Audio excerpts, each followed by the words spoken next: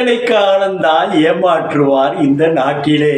ஆமாம், ஏமாத்துறது பச்சை பிள்ளைகளை குட்டி பிச்சு மிட்டாயும் குருவி ரொட்டியும் காமிச்சு ஏமாத்தும். அந்த பாரு இந்த பாரு சாப்பிட்டு சாப்பிட்டு சாப்பிட்டு வேணும் இருக்கு பாரு இந்த பாரு அப்படி சாப்பிட்டு கேட்டுட்ருக்கோம்.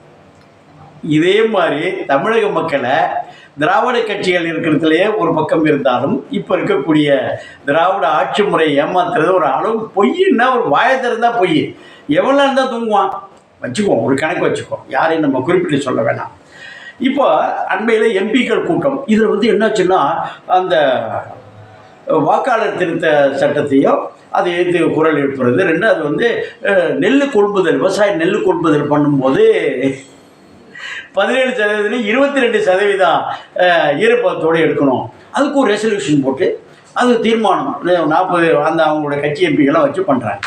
என்ன தலைவா, அதாவது நீங்கள் என்னுடைய தலைவன், தானே தலைவன், எங்களுடைய முத்தமிழறிஞர் தவப்புதல்வன் 160 வருட வயது உள்ளவர், 70 சில்லறையெல்லாம் கிடையாது, 170 வயது உள்ள ஒரு மூத்த அரசியல்வாதி தமிழ்நாட்டில் இன்றைக்கி இருக்கிறாங்கன்னா அடுத்து என்னுடைய தலைவர் ஸ்டாலின் தான். ஏங்க இந்த 22 வயது நெல் கொள்முதல் செய்வது எதற்காக? அதனை அரிசியாக்கி பொதுமக்கள் விநியோகம் தான். இதை ஒன்றும் மாவரைக்கிறதுக்கோ வடைச்சுடுறதுக்கோ இல்லை, அதை செய்வதற்கு தான். ஏங்க அறிவிற்கான்னு கேட்கக்கூடாது, ஏன்னா அவங்கள பெரியவர்கள். 22% நெல்லை ஈரப்பதமாக இந்த நெல் ஏற்கனவே என்னாச்சுன்னா, ஒரு நண்பர் சொன்னார், இந்த காதல் சுகுமார் ஒரு கடையில் ஒரு படத்தை ஒரு விழாவில் சொன்னார், ரேஷன் அரிசி தான், ரேஷன் அரிசி பவுடு மாதிரி இருக்குதுங்க, எந்த ஆட்சி வந்தாலும். அதுக்கு ஒரு ஸ்டாண்டர்டைஸ் பண்ணான் மத்திய அரசு. என்ன பண்ணேன்னா, Indian council of agriculture research இன்ஸ்டியூட்டில் த்ரூ அவுட் இந்தியா ஃபுல்லாக அதுதான் அக்ரிகல்ச்சருடைய விவசாயத்தையும் விவசாய விளைபொருட்களையும் தரம் பிரிக்கிறது தரம் அவர்கள். அப்புறம் அனைத்து வேளாண்மை ஒவ்வொரு மாநிலத்திலும் வேளாண்மை பல்கலைக்கழகம் இருக்குது. அவெல்லாம் சேர்ந்தால் எவ்வளோ ஈரப்பதத்தில் ஒரு தானியத்துக்கும் ப்ரொக்யூர் பண்ண ஸ்டோரிங் கெப்பாசிட்டி இருக்கும் அப்படி டிசைட் பண்ணதான். கடைசியில் இப்போ விதைக்கல அடித்தா 12% சொல்லலாம், 12% இருக்கணும், அதிகபட்சம் 12% இருந்தால் தான் அந்த கீப்பிங் குவாலிட்டின்னு சொல்லக்கூடிய நெல்லை எந்த பாதிப்பும் அந்த பூச்சி கிச்சி பண்ணாமல் அது கீழே இறங்கினா அரைச்சா என்ன செய்யணும், நொறுங்கி போயிடும். இதுதான் உண்மை. இது அறிவியல் அறிஞர்கள், விஞ்ஞானிகள், வேளாண் விஞ்ஞானிகள், ஆராய்ச்சியாளர்கள்லாம் சொல்லிட்டாங்க. இது யாருக்கு தெரியாதுன்னு தெரியும். இப்போ கேட்குறாங்க, 22% செய்தால் நெல் மடிச்சு போய் நிறைய போய் அது போய் நாட்டில் நிறைய இப்போ உள்ள ரேஷன் பாருங்க, பார்த்தாக்கா அது தெரியும், எல்லாம் பக்காவாக பண்ணலாம். இதுதான் 4 ரூபாய்க்கு வாங்கிட்டு வாங்காத ஆளுகிட்ட எல்லாம் கையில் இது போட்டுக்கிட்டு ரேகை வச்சு எடுத்துக்கிட்டு 4 ரூபாய்க்கு விற்கிறாங்க. யாரும் ரேஷன் கிடைக்காத தம்பி எல்லாரும் விற்கிறான், எல்லா கடையிலையும் பார்த்தா தெரியும். அதை வாங்கிட்டு போய் மாவு அரைக்கிறாங்க. அதில் ஒரு மாவும் அந்த மாவு 70 ரூபா 80 ரூபா 60 ரூபாலாம் போட்டோம், குறைஞ்சபட்சம் 35 ரூபா ஒரு கிலோன்னு போச்சு. எதை 4 ரூபாய்க்கு வாங்கிட்டு போய் அதை 5 கிலோ மாவாக பண்ணோன்னே 4 எவ்வளோ லாபம்னு பாருங்கள். அது நம்ம ஒதுக்க யாரோ ஒருத்தர் எடுத்து கொண்டு போவார்கள். இது உண்மை. இதனால் நல்ல அரிசி இருப்பதான். இந்த அரிசி 22% வாங்கிட்டு போய் அதை அரைப்பதற்கு ஒரு 10 நாள் வரலையும் ஸ்டாக்னேட் இருக்கும். இது செய்ய முடியாது. அதனால் புழுத்து விடும் அல்லது வீணாக போய்விடும். இதை வாங்கிட்டு போய் கொட்டுறதுக்காக நம்மளை வாங்கிட்டு போயிட்டு சரி பிடிச்சி போடியா அப்படின்னு சொல்கிறது முடியாது. அதனால் அந்த கதையை சொல்லிக்கிட்டு அந்த நீட்டு எப்படி நான் கொண்டு வர போகிறேன், எங்களுக்கு மந்திரம் தெரியும் தந்திரம் தெரியும் சொன்ன கதை தான் அது. இது நடக்காத கதை, நடக்காத மகனே. இல்லாத ஊருக்கு இருட்டில் வழி காட்டக்கூடாது.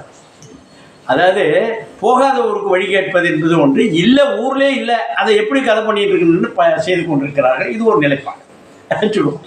இது நடக்காது.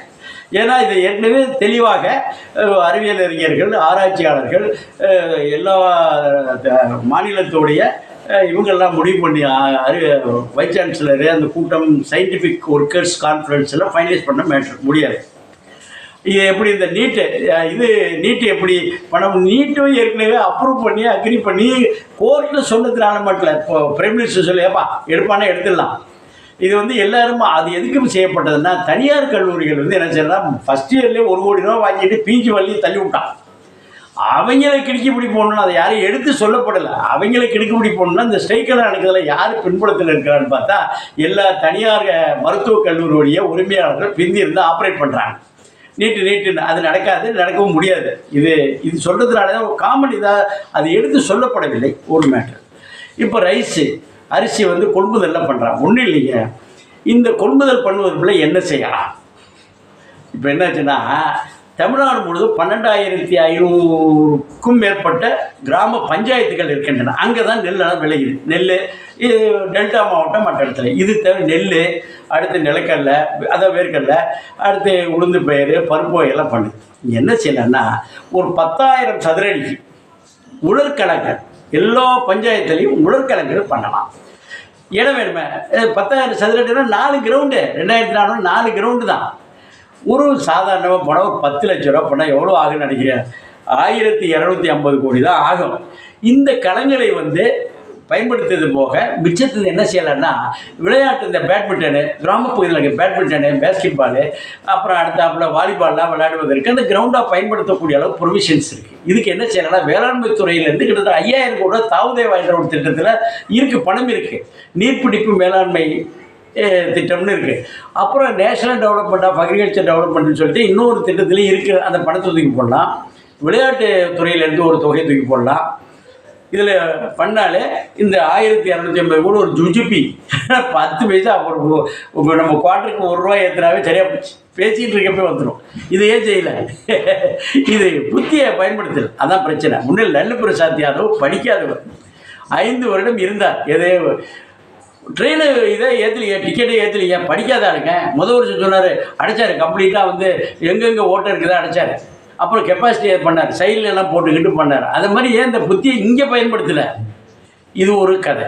இது என்னாச்சுன்னா, இப்போ மரியாதைக்குரிய இப்போ புதுசாக கட்சி ஆரம்பிச்சிட அந்த தளபதி விஜய் வந்து பெருசாக இதை மாதிரி செய்யணும்னா, அவர் வந்து ஒரு பேரலல் கவர்மெண்ட்டை நடத்துகிறாரு. நிறைய IAS officers, IPS officers, scientific workers எல்லாம் கூப்பிட்டு தினம் மீட்டிங் போயிட்டு இருக்கு.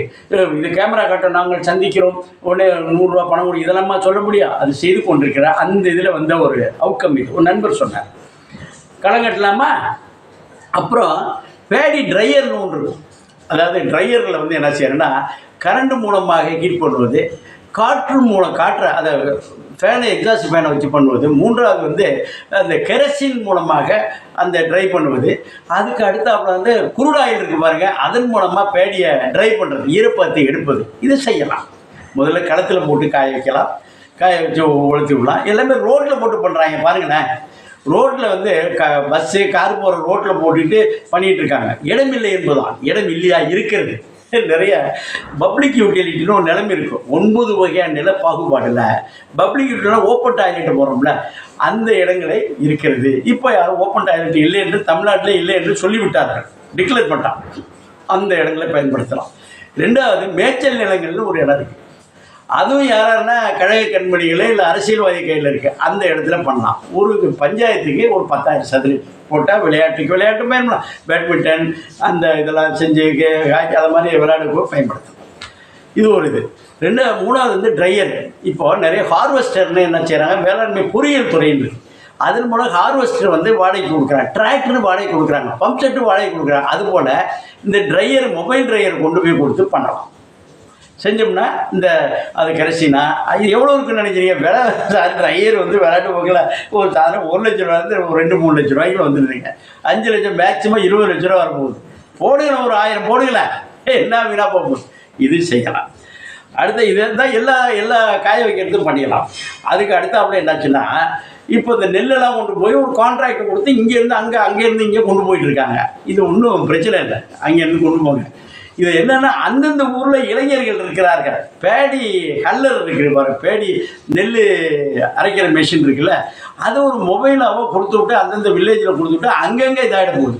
காய வைக்கிறது, வெயிட்டு போட்டு காசு கொடுக்கறது, அங்கே தூக்கிட்டு போய் பண்ண செய்யலாமே, செய்ய மாட்டாங்க. ஏனென்றால் அந்த லாரி வாடகை, அந்த டிரான்ஸ்போர்ட்டு, அந்த இதெல்லாம் செய்து கொண்டிருக்கிறார்கள். ஆக இதை வந்து மத்திய அரசை கை காட்டி விட்டு கிள்ளி விட்டு நைஸாக இந்த பக்கம் திரும்பி இருக்குது. விளையாட்டு பண்ணுவாங்க, காமெடி இந்த வடிவேல் படத்தில் கூட பண்ணுவாங்க. லேசாக கிள்ளி விட்டு திரும்பி பார்த்தாக்கா இருக்க மாட்டான். இதே மாதிரி மத்திய அரசு ஏங்க இந்த 2வது வந்து இன்னொரு மேட்டர் இருந்துச்சுல, அந்த எய்ம் மருத்துவமனை எவ்வளோ ஆகி போச்சு? 2,000 கோடி ரூபாய், வருஷத்துக்கு ஒரு 200 கோடி ரூபாய் நீங்களே ஒதுக்கி பண்ணிவிட்டு மிச்சம் நிறைய இதுக்கெல்லாம் பண்ணல, செலவு பண்ணல. எதுக்கு இந்த மெட்ரோ ரயிலெலாம் பண்ணல? அது மாதிரி செய்கிறாங்க. இதை விட கொடுமை என்னென்னா, மெட்ரோ ரயிலை பற்றி நம்ம அடுத்து பேசுவோம். மதுரையிலையும் கோயம்புத்தூர்லேயும் ஒதுக்கி விட்டார்கள். இதை பற்றி நம்ம அடுத்து பேசுவோம். ஒன்றும் ஒதுக்கல. நீங்கள் கொடுக்குற ஃபிகர் தப்பாக இருக்குது. நம்ம அதை பற்றி அப்புறம் பேசுவோம். என்ன நண்பர்களே?